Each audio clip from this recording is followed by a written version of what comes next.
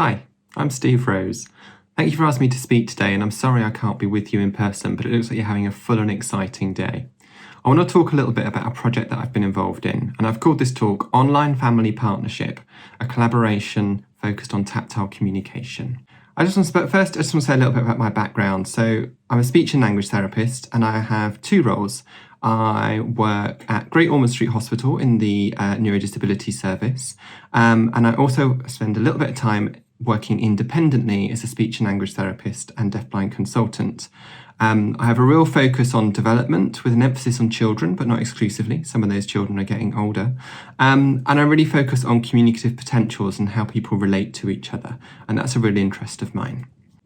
Okay, a little bit about what we're talking about today. I'm going to talk about an example of collaborative practice supporting a deafblind boy's journey, creating shared meaning using tactile communication. We're going to share an approach to assessment and describe some assessment tools that help demonstrate his potential in the tactile mode.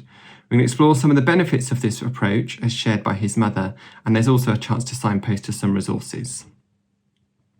So this whole project kind of came from a school who got in touch with me, and it was just as kind of we were still in the pandemic, but the question was really, can we think about doing something that's a bit different in this new online world that helps us pull together communication strategies and seek agreement amongst the team about a way forwards together? And we really wanted to look at a young man's communication from a tactile perspective and support everyone's observations and understanding of what was happening. So this is our focus, the young man in question.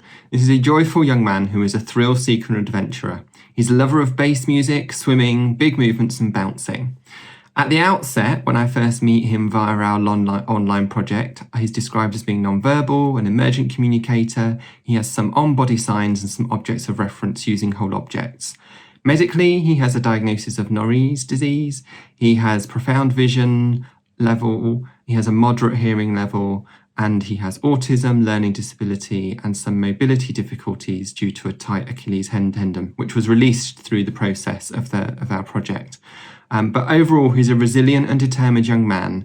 And with his parents behind him, he's currently planning to climb Ben Nevis. So I think that's a wonderful achievement. So who's on the team? It's actually a really big team, potentially. So we had Mum.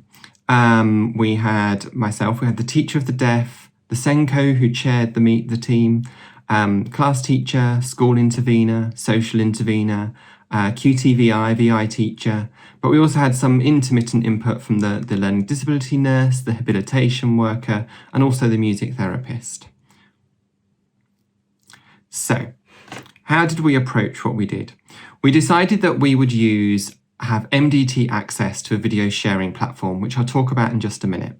But that allowed us to do some video microanalysis to really look at what was happening in some videos, to really undertake some tactile assessments in the virtual realm.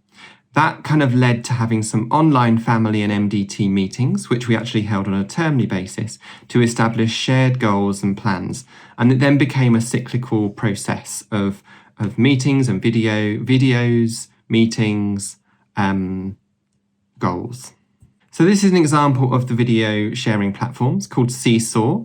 And it's a little bit like a Facebook, but it's private for home and school liaison between children and their families.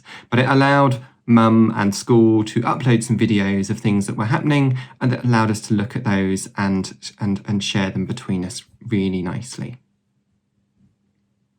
Some of the assessment tools we used, the first one was the Tactile Working Memory Scale. It's an observational scale for identifying bodily tactile working memory in everyday occurrences and during social interactions. In some ways, it's can be quite a dynamic assessment, but it can also be used in an ecological way. So looking at videos and reviewing them, as the people around the individual are kind of as much of the tool as anything else. And I suppose the main thing that the assessment does is it allows us to identify strategies and test them out a little bit as part of the assessment process. And overall, it helps us work out and observe really the potential that someone has to learn and what opportunities we can create to help them make best use of their tactile potential. Last year I attended the first supervisor training of the Tactile Working Memory Scale, and I think that's this was part of my learning, so it was a bit of learning for everyone, but hopefully it was a really helpful tool for us all. We also used a framework for learners developing bodily tactile communication and tactile sign language skills, which is a piece of work I'm sort of working on in the background for the last couple of years. But it's a framework of trying to look at how communication emerges and develops, and then how we move that forward through into using tactile sign language. So what happens in a meeting? So the meetings were chaired by the Senko, who very skillfully and helpfully kind of navigated the whole team for us. But within that, we each took a turn to offer an update and identify current priorities. We would look at key videos shared since the last meeting and discuss our observations, each sharing our different viewpoints, which kind of brought a really rich multidisciplinary dynamic to what we were seeing. Through that conversation, we would agree what progress had been made, what actions we might need to take, and our next steps. And kind of we all signed up to that, and what support needed to be put in place to make that happen.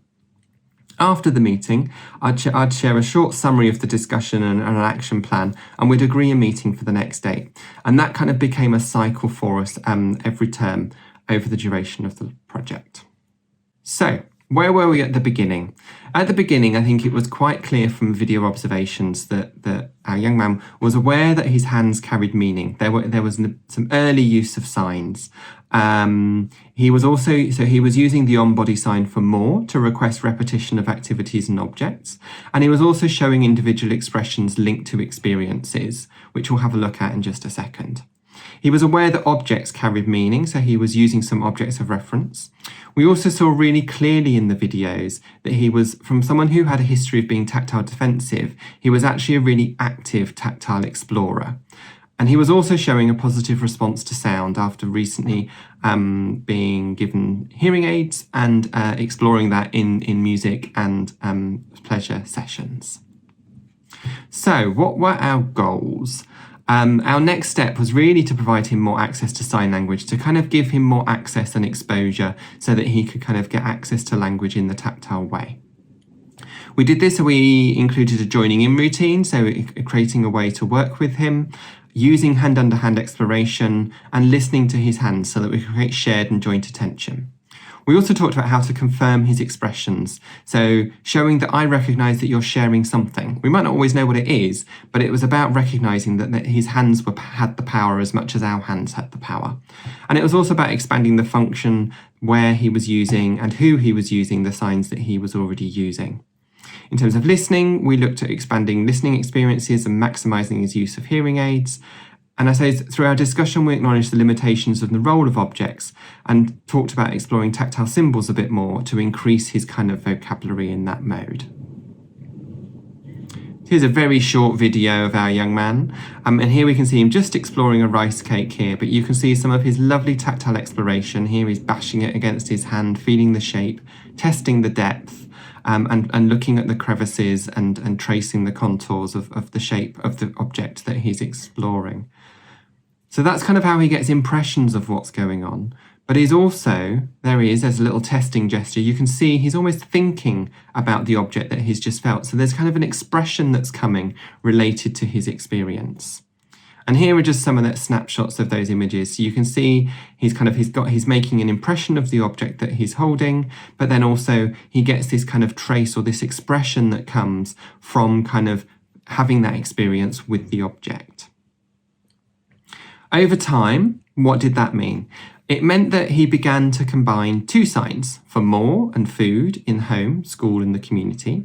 He was also using more with a wider range of people in more places and for increasingly more things. And I think there was just a wider awareness amongst the team of his individual expressions. He was accessing hand-under-hand exploration in lots of different settings and demonstrating his tactile learning potential. His hearing aid wearing became a little bit more intermittent. We weren't quite sure what was going on for him, but there was a bit of something happening. And he also began to recognise the introduction of tactile symbols, so partial objects mounted on board. So he was beginning to kind of broaden his kind of tactile symbol knowledge. And I just want to show this little video where he's shining more and then with a little bit of guidance asking to eat. And so he's beginning to combine two signs, which was a really exciting step for us. His intervener starts to intervene there and he says, no, I'm not interested, thank you very much. But then a little bit later, she signs more, and then independently, he signs the eat sign. So he's beginning to put those two elements together. And there's just some steps. So in the top row here, you can see him signing more, and then she supports him to kind of go eat. And then the next sign, the second sign, he signs more, and he does the little double tap with his other hand before she's even ready. But she does acknowledge that she sees it by listening to his hand to confirm what she's seen. And then finally, what are the recommendations for the next steps? So the recommendations that he carries on accessing BSL. We've established some shared practice about how we do that. We're also looking at structuring learning, where things come from, where they go from, so that the activity routines have a start and end points. And also looking at location markers and mobility cues around school. There's some mutual shared meaning making, and that's a kind of an important part of our overall process. And we're also now focusing on increasing his hearing aid wearing as he's coming up for a cochlear implant assessment.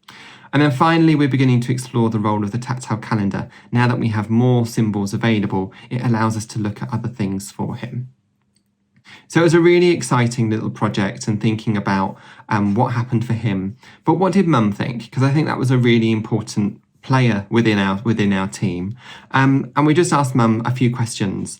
And one of the things about how easy was it to use the video platform, and actually she found it really easy to share the videos. The only downside to this is that they're limited to 2 minutes, but she chose videos that highlighted his personality or really captured an activity he was doing. How about understanding him? And she said, it really helped me understand the importance of listening and watching his hands and body movements to realise that he's actually communicating something I may have missed before. It also helped me show him that I am listening to what he's trying to tell me. And finally, what was the most successful part of the meetings? And she said, it's been getting everybody involved in his care together in one place to share experiences. It's often difficult to get the timings right for face-to-face meetings. And then finally, what difference did the communication meetings have for him? His communication has really flourished over the last year. It's been great to get various people's perspectives of what they think he might be communicating, as everyone brings something different to the table. Most importantly, it's helped the team around him at home and school to be really clear and consistent with teaching new signs and how we also all react to his hands, which has helped him progress so much. Videoing his communication has really helped us all to step back and really analyse situations to help us gain a better understanding of him. It's definitely helped me feel better connected with him and strengthened our bond. So there were some really lovely comments there, which were really reassuring, I think, for us as a team. But from my reflections, thinking about how this work's happened, I think some of the things that have really struck me, just sharing our different perspectives in an open forum allowed us to foster a cohesive plan and shared goals, which was really great. Video was really integral to micro-analysis of interactions to make sense of what we see in the tactile mode. And also, it's possible to make sensible observations about tactile learning and communication in an online forum, something I think we were all a little bit surprised about. But also, I think importantly, small steps and ideas led to meaningful and productive improvements. And I think the credit really goes to the motivation and commitment of the team and the individual to really kind of put everything into place and keep things moving forwards. I was just going to talk a little bit about some resources, and if you're interested in the framework for learners developing tactile bodily communication and tactile sign language skills, that's available on my personal website, which there is a link for it here on the screen. I've also included some useful web links for other helpful tools about thinking around tactile communication, including the Tactile Working Memory Scale and the NatSIP Tactile Signing Project information product. Thank you so much for letting me speak to you today about this project. It's been a really exciting piece of work for me, but importantly for the young man involved. I hope it's helpful, and I wish you a happy rest of conference today.